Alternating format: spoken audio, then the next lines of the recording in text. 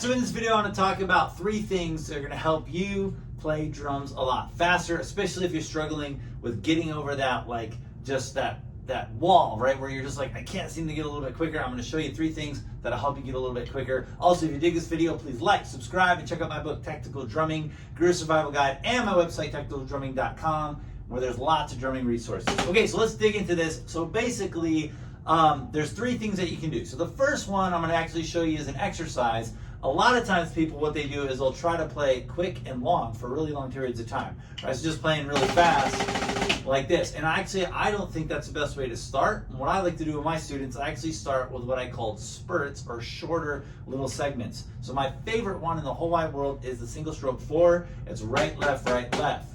Right, left, right, left. Right, left, right, left. You can also do the left hand lead, left, right, left, right. Left, right, left, right. So then what you're going to do is you're going to slowly speed that up.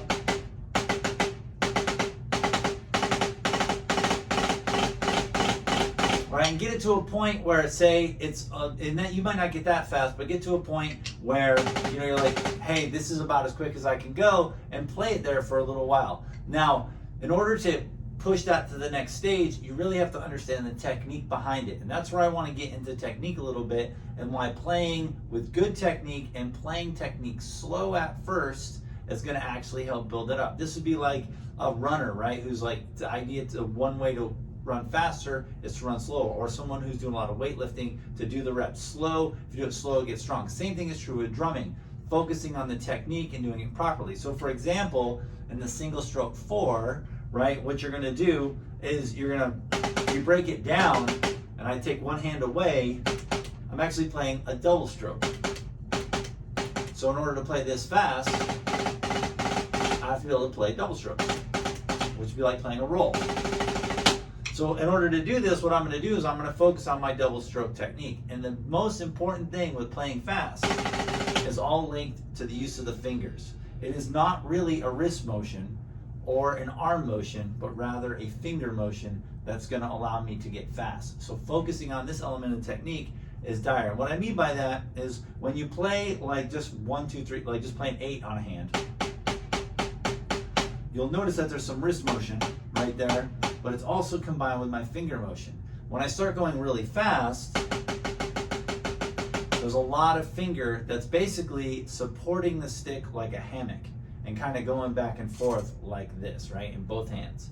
And so that's what's going to help me to go quick. And when I'm playing the single stroke 4s quickly, I'm also supporting that with the fingers, right? And I'm going to do that with each stage. So now back to that idea of the spurts. So the first thing is these spurts. The second thing is good technique and playing it slow. So if I take that and combine the 2 ideas, the spurt I'm going to play, make sure I got the technique, left hand. Now put it together. Then try 5. Hold my right hand is that technique, my left hand. Then, right? That's a 3, right? So say I want to play a 6. It's actually 7 strokes, but those 5 fingers are doing the work, right? Then, and then same for the longs. If I like break that down, it's basically however long I can play that.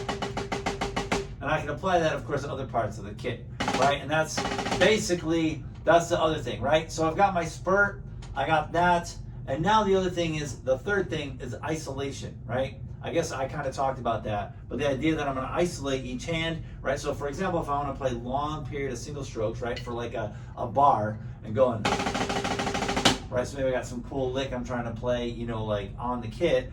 Well, what I'm going to do is I'm going to be able to play 6/8 notes for a full bar, 1/8 notes on one hand. Now at the other hand, what can I do with my left hand? Because here's the rule. However fast I can play a single hand, that's how fast I can play singles. So if I can go here, so that's the key, right? So being able to isolate the 2 things together, right? Isolate, now put it together. So let's break that whole thing down. So I should have reversed order a little bit. The first thing is technique.